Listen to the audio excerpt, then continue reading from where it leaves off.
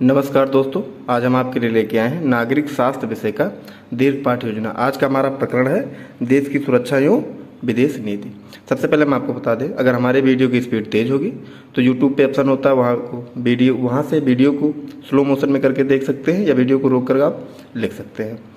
दूसरी बात, अगर आपको अन्य विषयों के लेसन प्लान चाहिए और अन्य टॉपिक पर लेसन प्लान चाहिए तो हमारे यूट्यूब के प्लेलिस्ट में जाके वहाँ से देख सकते हैं। और प्लीज़ चैनल को सब्सक्राइब कर लीजिएगा, लाइक कर लीजिएगा और शेयर जरूर करिएगा।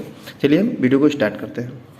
सबसे पहले आप संस्था का नाम डालेंगे, फिर दिनांक जिस डेट में आप टीचिंग कर रहे हैं, कक्षा 8 है, विषय सामाजिक विषय है, उप विषय के अंतर्गत नागरिक शास्त्र, चक्र 5 है, आप जिस चक्र में पढ़ाएंगे वो लिखेंगे, अवधि 40 मिनट, दीर्घ पाठ योजना 40 मिनट का होता है। उसके बाद प्रकरण देश की सुरक्षा एवं विदेश नीति, फिर सामान्य उद्देश्य और विशिष्ट उद्देश्य। प्रत्येक पाठ योजना में सामान्य उद्देश्य और विशिष्ट उद्देश्य होते हैं।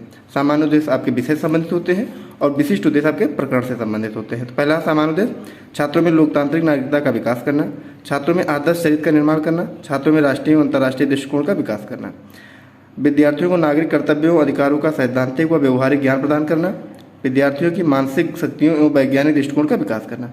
अगर वीडियो की स्पीड तेज हो तो आप स्लो करके देख सकते हैं। विशिष्ट उद्देश्य में ज्ञानात्मक उद्देश्य, देश की सुरक्षा एवं विदेश नीति को छात्र जान सकेंगे। बोधात्मक उद्देश्य, छात्र देश की सुरक्षा विदेश नीति को समझ सकेंगे। अनुप्रयोगात्मक उद्देश्य में छात्र देश की सुरक्षा एवं विदेश नीति से संबंधित आवश्यक जानकारियों को समझकर उनका जीवन में प्रयोग कर सकेंगे। सहायक सामग्री, प्रकरण से संबंधित कक्षा उपयोगी समस्त सहायक सामग्री जैसे चार्ट, मॉडल, रोलर बोर्ड आदि, शिक्षण विधि, व्याख्यान विधि, प्रदर्शन विधि, प्रश्नोत्तर विधि। उसके बाद आपका पूर्व ज्ञान, छात्र देश की सुरक्षा एवं विदेश नीति के बारे में सामान्य जानकारी रखते हैं। फिर प्रस्तावना प्रश्न जो सबसे महत्वपूर्ण होता है, यहाँ आप लिखेंगे प्रस्तावना प्रश्न, यहाँ लिखेंगे छात्राध्यापक या छात्राध्यापक क्रिया। अगर आप छात्र हैं तो छात्राध्यापक लिखेंगे, अगर छात्रा है तो छात्राध्यापक क्रिया लिखेंगे। यहाँ लिखेंगे छात्र छात्रा क्रिया। प्रश्न पहला, भारत प्रमुख राष्ट्रीय पर्व क्या है? भारत के प्रमुख राष्ट्रीय पर्व, यहाँ पर के लिख लीजिए। भारत के प्रमुख राष्ट्रीय पर्व हैं 26 जनवरी, 15 अगस्त, 2 अक्टूबर। 26 जनवरी को क्या मनाया जाता है? गणतंत्र दिवस। 15 अगस्त, 2 अक्टूबर। 26 जनवरी को गणतंत्र दिवस मनाया जाता है। गणतंत्र दिवस किस उपलक्ष्य में मनाया जाता है? भारतीय संविधान लागू हुआ था। हमारे संविधान में देश की सुरक्षा तथा विश्व के अन्य देशों से संबंध स्थापित करने की कौन सी नीतियां बनाई गई हैं? देश की सुरक्षा एवं विदेश नीति। भारत देश की सुरक्षा एवं विदेश नीति क्या है? मौन प्रश्न। फिर आप उद्देश्य कथन बोलेंगे। उद्देश्य कथन यहाँ मिस हो गया, आप लिखेंगे छात्रों आज हम सब मिलकर देश की सुरक्षा एवं विदेश नीति के बारे में विस्तृत अध्ययन करेंगे। फिर आपका प्रस्तुतिकरण पहला, यहाँ लिखेंगे शिक्षण बिंदु, देश की सुरक्षा एवं विदेश नीति, छात्राध्यापक क्रिया या छात्राध्यापक क्रिया। अगर आप छात्र हैं तो छात्राध्यापक लिखेंगे और छात्रा है तो छात्राध्यापक क्रिया लिखेंगे। ये आप ध्यान रखना। छात्र छात्रा क्रिया, इसमें लिखेंगे छात्र छात्रा ध्यानपूर्वक सुनेंगे।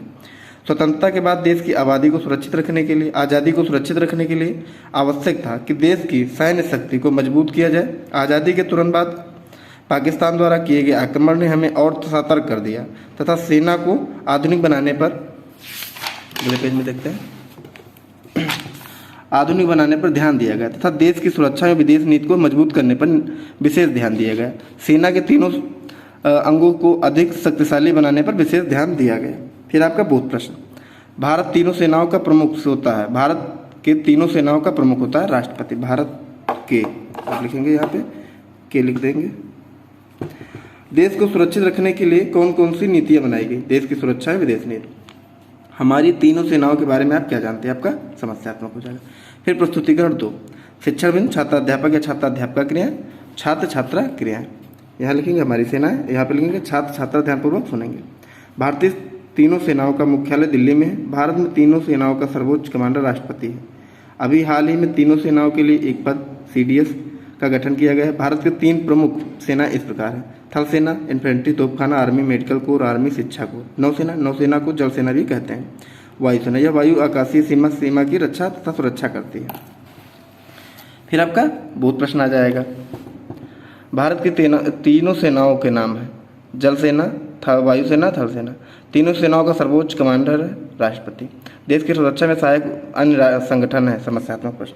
फिर आपका प्रस्तुतिकरण 3, शिक्षण विधि, छात्राध्यापक क्रियाएं, भारत की सुरक्षा में सहायक एवं अन्य संगठन, ये आपका है। फिर छात्राध्यापक क्रियाएं, छात्र छात्रा क्रियाएं, ध्यानपूर्वक सुनेंगे। सेनाओं के अंतर्गत तीनों सेनाओं के अतिरिक्त कुछ अन्य संगठन हैं जो देश की सुरक्षा के लिए कार्य करते हैं, जैसे सीमा सुरक्षा बल, एसएसबी, अंतर्राष्ट्रीय सीमाओं की सुरक्षा करना, तटरक्षक बल, प्रादेशिक सेना, नेशनल कैडेट कोर, केंद्रीय औद्योगिक सुरक्षा बल, केंद्रीय रिजर्व पुलिस बल, रैपिड एक्शन फोर्स, राष्ट्रीय सुरक्षा गार्ड है, एनएसजी या गृह मंत्रालय के निरीक्षण में कार्य करते हैं। विशिष्ट व्यक्तियों की रक्षा, बंधकों का बचाव एवं महत्वपूर्ण प्रतिष्ठानों को आतंकवादी खतरों से सुरक्षित करती है, यह करता है, करना है, जो भी लिखे।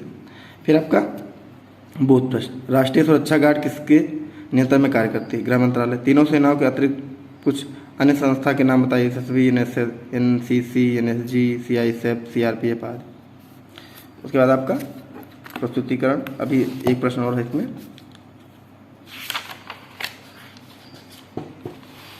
भारत की विदेश नीति के बारे में आप क्या जानते हैं? कब समस्यात्मक हो जाएगा।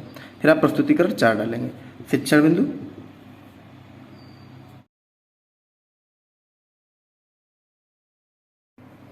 भारत की विदेश नीति, फॉरेन पॉलिसी ऑफ इंडिया।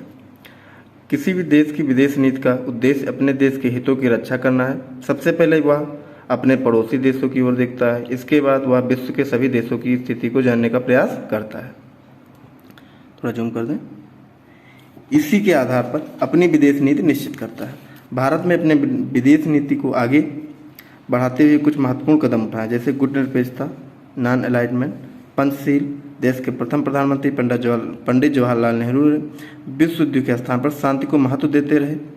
निशस्त्रीकरण की नीति आज ऐसी विशेष नीतियां अपनाई गई, देश की रक्षा तथा स्वतंत्रता के लिए अपनाई गई। मतलब श्याम पटकर, देश की सुरक्षा एवं विदेश नीति, हमारी सेना है, भारतीय थल सेना, भारतीय नौसेना, भारतीय वायुसेना। अब और भी अपने हिसाब से लिख सकते हैं, जो मेन बिंदु हो वो आप इस पर लिख के और एक अपने श्याम पटकर में चिपका सकते हैं। उसके बाद आप निरीक्षण कार्य करेंगे। निरीक्षण कार्य, छात्राध्यापक छात्रों को श्याम पट पर लिखे गए कार्यों को अपने उत्तर पुस्तिका पर लिखने का आदेश देगा तथा स्वयं कक्ष में घूम घूम कर निरीक्षण करेगा। फिर आप पुनरावृत्ति प्रश्न डालेंगे। छात्राध्यापक क्रिया, छात्र छात्रा क्रिया। प्रश्न पहला, किसी भी देश की विदेश नीति का उद्देश्य होता है अपने देश के हितों की रक्षा करना। भारत के प्रमुख विदेश नीतियां हैं गुटनिरपेक्षता, पंचशील तथा निशस्त्रीकरण। भारत के प्रथम प्रधानमंत्री थे पंडित जवाहरलाल नेहरू। भारतीय सेना के 3 अंग हैं, थल सेना, वायुसेना तथा जल सेना। तीनों सेनाओं का मुख्यालय है दिल्ली में। गृह कार्य, छात्राध्यापक छात्रों को देश की सुरक्षा में विदेश नीति के बारे में घर से लिखकर लाने का आदेश देगा या देगी। अगर छात्र हैं तो देंगे और छात्रा हैं तो देंगी। फिर आप समालोचना लिख देंगे, तो ये आपका लेसन प्लान कंप्लीट हो जाएगा। तो प्लीज़ आप लोग कमेंट के माध्यम से ज़रूर बताइएगा कि आज का हमारा लेसन प्लान कैसा लगा, और हमारे चैनल को प्लीज़ सब्सक्राइब कर लीजिएगा। अन्य विषयों के लेसन प्लान देखने के लिए आप हमारे यूट्यूब चैनल के प्लेलिस्ट में जाके और वहाँ से देख सकते हैं। Thank you.